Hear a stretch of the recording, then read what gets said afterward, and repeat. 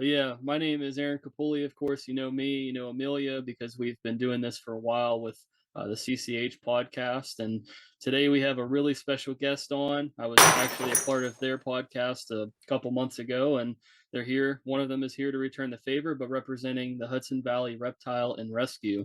So this will be the first time we've had a reptile and rescue organization join us, and I'm really looking forward to all the discussion. We're going to be talking about like pet care and the herp hobby and some cool stuff like that. So, Brian, go ahead and introduce yourself again. Just give us all the rundown of what your organization does and some different things about it that you want to share with everybody. So my name is Brian, as Aaron said, and for the last 18 years or so, I've been running Hudson Valley Reptile and Rescue.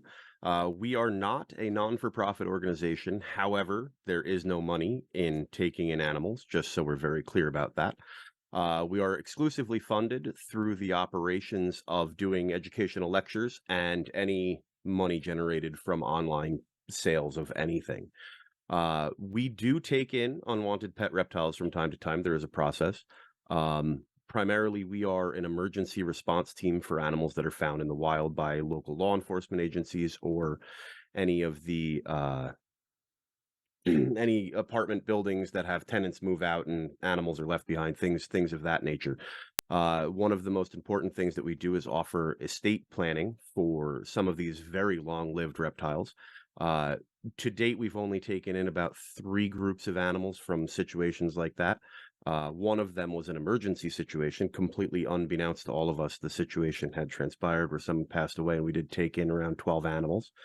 That was just recently last year. But at the end of the day, our organization is designed to educate general public to understand the importance of wild reptiles, as well as trying to help pet keepers keep animals to the best of their abilities. Really, that pretty much sums it up. Is there any specific questions you have for me about any of those before we move on? Hmm. Trying to think of specifics. I guess how does the whole estate planning thing go? Is that kind of a more informal process, or do you have to like actually meet with like legal authorities or anything like that? Here in the In state that of New York, process. here in the state of New York, if you transfer ownership of an animal in any entity, you must have like addresses and things of that nature, contact information as a basis. And unfortunately, here in New York State, animals are viewed as property. Therefore, Hmm. ownership has to pass legally, which is just as easy as having a signed email document or something like that. Usually we have, obviously paperwork, and most of the time, anybody who's putting us into that style of estate or has that many animals that it's necessary to do that, generally it is a written will that we are willed the animals versus ownership, possession, things like that. As far as estate planning, it is noted, it should be noted rather, that reptiles have really long lives. Some of the animals that are in the care of the rescue are in the upwards of 30, 20, 25 to 30, a couple turtles and tortoises up over 70, 80, which it needs to be mentioned that the average human lifespan is only around 72, give or take. And I think that's not changing quick enough for us to not have an entity like us or other entities to start doing what we do to make sure that these animals are cared for.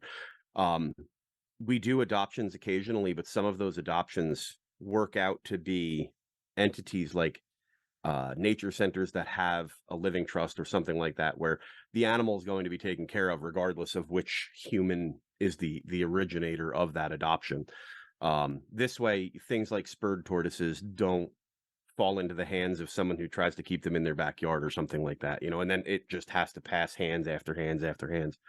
That was sort of going to be my next question. Do you frequently end up doing adoptions, or do you have a lot of long-term residents? Very much a case by case kind of. It is very much a case by case because, I mean, just this last week, we took in 7 or 8 leopard geckos. Most of them will go out and find homes.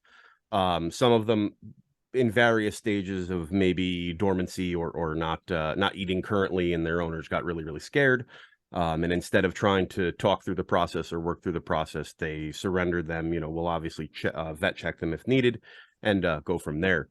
But other ones came in healthy, happy eating, child going off to college, animal was only purchased a year or two ago or something like that. And then we will find good homes after a quarantine period of making sure the fecals are good and feeding well, of course, on a proper diet, I might add.